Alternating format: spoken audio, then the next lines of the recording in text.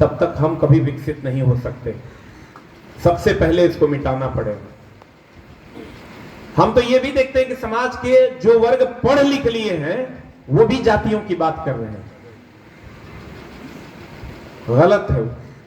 फिर उस पढ़ाई का कोई मतलब नहीं है। फिर आप व्यवसायिक पढ़ाई पढ़ें और इस व्यवसायिक पढ़ाई को हर हाल में खत्म करना होगा और सामाजिक पढ़ाई पढ़ना होगा। और उम्मीद करेंगे कि आप लोग, हम एक दो चीजों से हमको थोड़ा सा ऐतराज रहता है। जैसे मूर्ति पूजा में हम बहुत ज्यादा विश्वास नहीं रखते हैं। मेरा मानना है कि राम की मूर्ति की पूजा हो ठीक है, लेकिन राम के आदर्शों को भी सब जगह पहुंचाना है।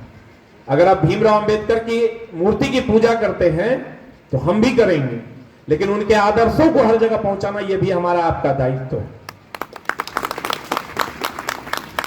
हम लोग अगर 10 जगह ही ये बातें हिंदी में पहुंचा सके तो आप विश्वास कीजिए, हमको अगर कोई कहेगा कि आपका जीवन कैसे बदला तो हम कहेंगे 2-3 गो लाइन से मेरा जीवन बदल गया। तो जब 3 लाइन मेरे जीवन को बदल सकता है तो बाबा साहब भीमराव अंबेडकर के तो अनेकों लाइन हैं। उनके आदर्शों को जन जन तक पहुंचाना होगा। ऐसे और भी बहुत सारे महापुरुष हैं, चाहे वो गांधी जी हैं। सभी के आदर्शों को पहुंचाने की जरूरत है।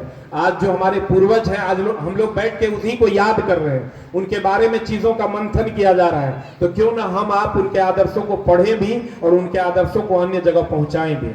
तो उनका आदर्श, वो कभी गलत रास्ते पर ले जाने की कोशिश किसी को नहीं करते थे। हमेशा लोगों को अच्छी सलाह देते थे, अच्छी बातें किया करते थे, देश हित में बातें किया करते थे।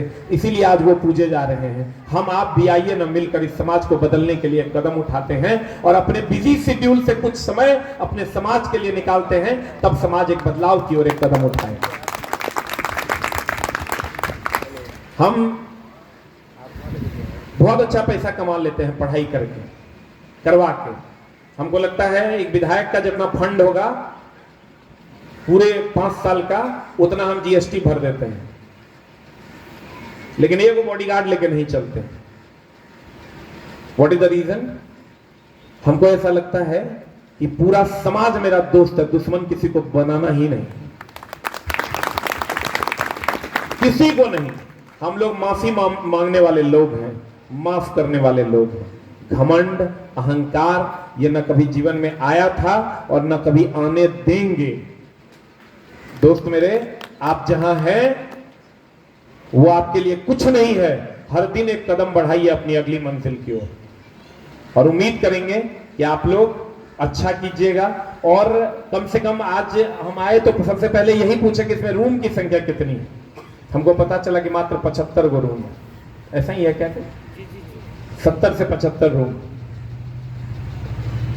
आप जो इसको लीड कर रहे हैं, कोई ना कोई छात्र लीडर होवे करेगा, इसमें कोई ना कोई छात्र का लीडर होगा। इसको बढ़ाया कैसे जाए और लोगों को इससे जोड़ा कैसे जाए और लोगों को ये चीजें कैसे मिल पाएगी, इन सब चीजों पे बात कीजिए। समाज को शिक्षा की ओर ले चलिए। हमारा आपका दायित्व है ये।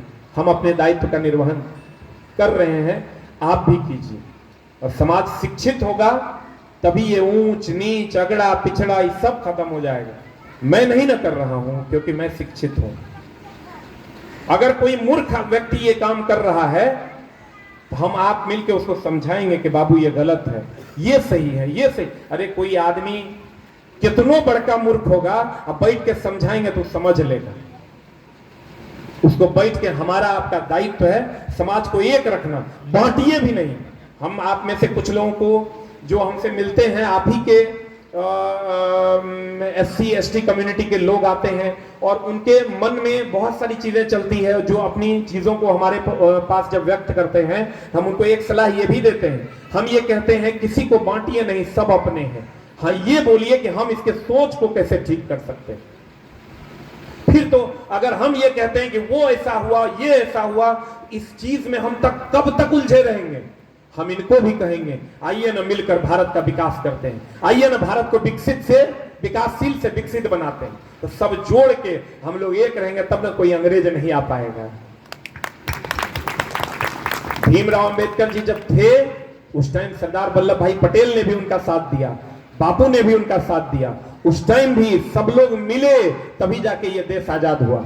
तो हम लोग सब मिल के रहें, एक दूसरे के प्रति जो सम्मान है वो रहे, और जो गलत रास्ते पर हमारे आपके मित्र जा रहे हैं उनको सही रास्ते पर लाने का काम हमारा आपका होगा, और उम्मीद करेंगे कि हम आप मिलकर ऐसा करेंगे जरूर। दोस्त मेरे, हम डेली एक आदमी को बदलते हैं। डेली एक आदमी के लिए 1 घंटा अगर हम क्लास लेते हैं, कम से कम 1.5 से 2 लाख रुपए का बिल बनता है। लेकिन 1 घंटा हम लगाते हैं एक आदमी को बदलने में। हमको ऐसा लगता है कि एक आदमी को बदल पाएंगे, लेकिन बदल जरूर देंगे। 30 दिन में 30 आदमी को बदल देंगे, हमारा समाज कुछ तो बदलेगा। और हम आप लोगों से भी रिक्वेस्ट करेंगे, पढ़ाई का समय जब बच जाता है तो कोई एक आदमी और कैसे पढ़ाई के मार्ग पर आएगा, उस पर अपना दिमाग लगाइए। लोगों के पिताजी से मिलिए, किसी के भाई से मिलिए, किसी के चाचा से मिलिए, और उसको बताइए कि हमको पढ़ाई के मार्ग पर आना है। आप अपने बच्चों को पढ़ाई के मार्ग पे लाइए, और जब तक शिक्षा नहीं आएगा, वही बात है, वो लाइन तो कितना बढ़िया हम लोग दोहराते हैं, भीमराव अंबेडकर जी का, शिक्षा वो शेरनी का दूध है जो पिएगा वही धाड़े। आज बताइए, कोई अगड़ा का बच्चा हो या पिछड़ा का बच्चा हो या किसी का भी बच्चा हो, अगर वो मूर्ख है तो क्या वो इस स्टेज पर खड़ा होकर बात कर सकता है? नहीं कर सकता है ना। इसका मतलब अगड़ा पिछड़ा ऊंच नीच से ऊपर उठ के शिक्षित होना पड़ेगा, और शिक्षित हो जाएंगे तो हम लोग में वो शेरनी का दूध आएगा, और जब आएगा तो पी के दहाड़ेंगे। लेकिन उसके लिए आप नहीं, आप तो पढ़ रहे हैं ना। आज हर आदमी ये कसम खाइए कि एक आदमी 10 लोगों को प्रेरित करेगा कि पढ़ाई का मार्ग सबसे अच्छा मार्ग। आज ये कसम खाइए आप लोग इस मंच से कि एक आदमी 10 आदमी को प्रेरित करेगा कि पढ़ाई का मार्ग सबसे अच्छा मार्ग। कितने लोग हमारे इस फेवर में एक बार हाथ खड़ा कीजिए? पक्का? देखिए, तो प्रॉमिस कर रहे हैं, आज भीमराव अंबेडकर जी का जयंती है, झूठ नहीं बोलिएगा। देखिए, बच्चा भी हाथ उठा रहा है। हम लोग मिलकर 10 आदमी को कहेंगे कि पढ़ाई का मार्ग सबसे अच्छा मार्ग। जिस दिन शिक्षित बन जाएगा ना दोस्त, इस समाज में कुछ भी मिटाने की जरूरत नहीं है, सब कुछ अपने आप मिट जाएगा।